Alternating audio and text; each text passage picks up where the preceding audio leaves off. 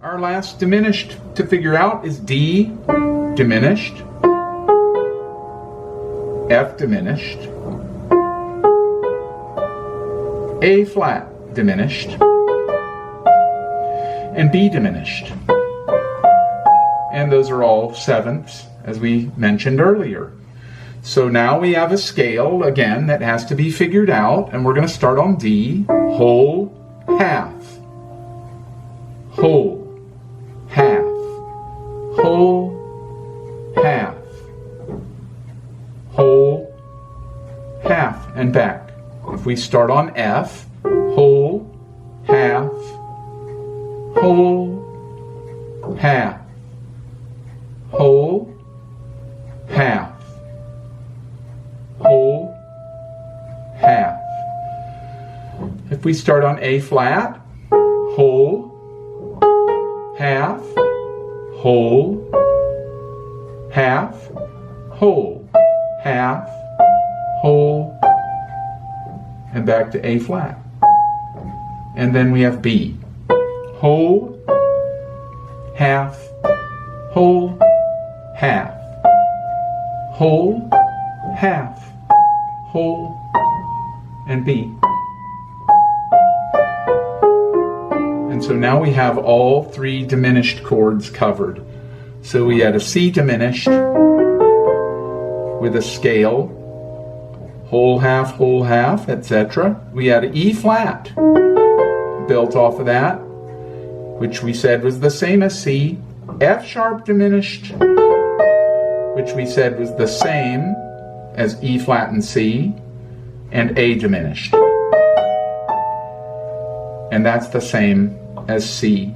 So we have four, and basically looking at the four notes of each diminished chord gives you the name of each possible chord you can extend from that. So this is a C diminished in first inversion, if you will, but it's also an E flat diminished 7.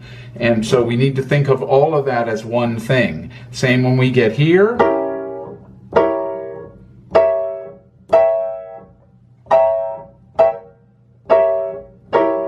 And the same when we get here.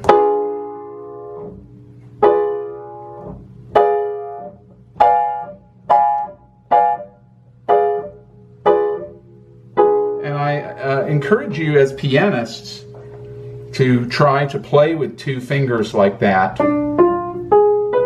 And so you can discover what's in there and learn more about the instrument and more about the theory, rather than immediately, sometimes as pianists we're trying to grab this thing and make it work for us so we can have it now. But when you separate yourself like that and play in a way that you normally wouldn't, it's not just for teaching. I do like using this example so everybody above can see clearly.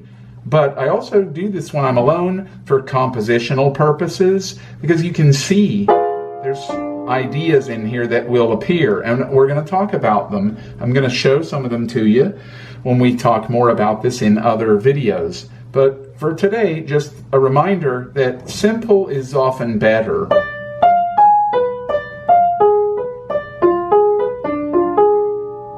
And so the scale,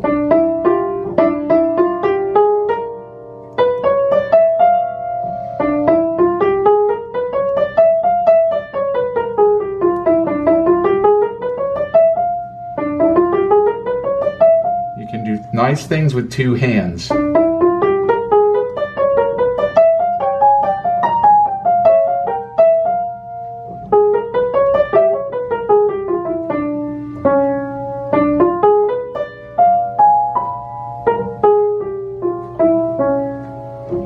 Take the notes and make your own clusters out of these.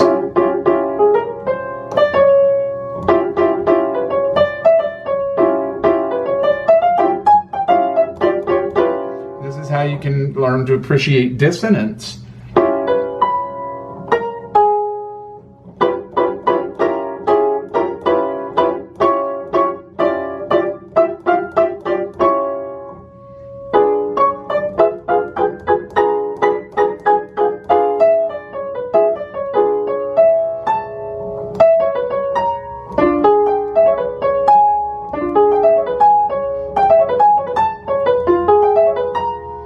this note's not one of the notes we would use. I'm using that to create tension, because the more you play diminished, the more these start to sound nice.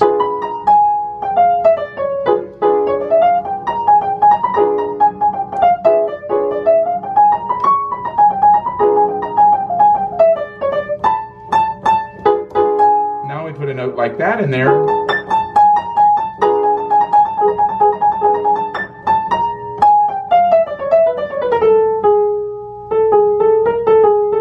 These things here. We're playing with 2 hands, 2 fingers, 3 fingers. You discover more, and you can find really cool notes, because the A for me was an accident. I was trying to show you this, and I hit the A, so I decided to just start talking about the use of dissonance in reverse. So hopefully you discover that playing with these things on your own for enjoyment can bring a lot of true joy.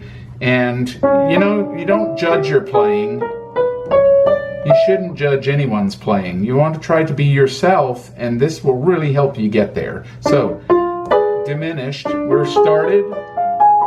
We've got in there. We know what they sound like. And we know what they look like. And we're going to keep going from here.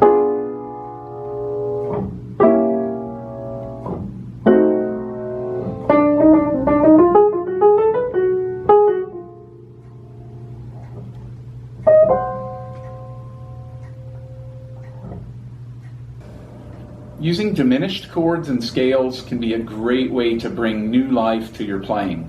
So if you're a classical musician and you already have repertoire, and you're already advanced, you're already skilled, then this is a great way to just sit and make music.